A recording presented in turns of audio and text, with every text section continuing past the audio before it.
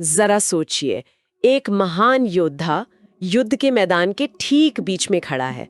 लाखों सैनिक हैं चारों तरफ, शंख बज रहे हैं और इतिहास का सबसे बड़ा युद्ध बस शुरू ही होने वाला है। और वो योद्धा विजय से कुछ ही क्षण दूर अचानक अपने हथियार नीचे रख देता है और बस बैठ जाता है। हाँ, और ये कोई काल्पनिक कहानी नहीं है, ये भगवत गीता में अर्जुन की कहानी है। बिल्कुल। आज हम भगवत गीता के उसी एक क्षण पर बहुत गहराई से विचार करेंगे।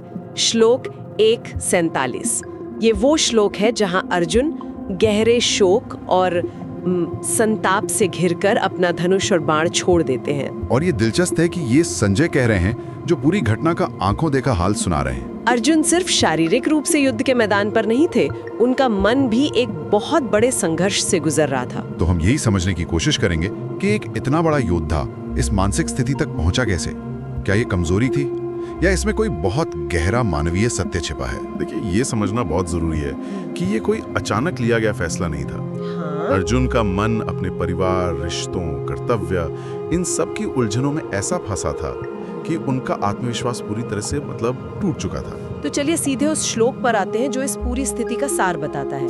संजय कहते हैं, एवं उक्त्वा अर्जुनः संख्ये रथोपस्थ उपाविशत् विसृज्य सशरम चापम शोक संविघ्न मानसः।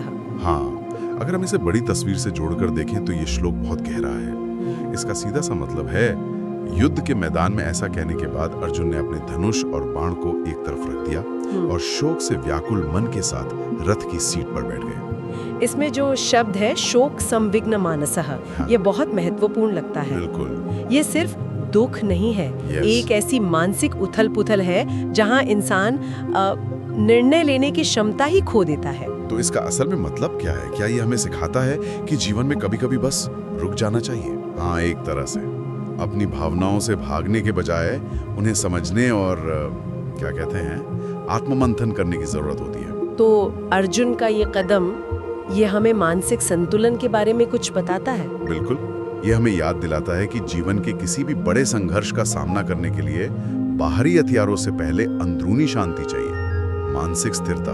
सही बात है।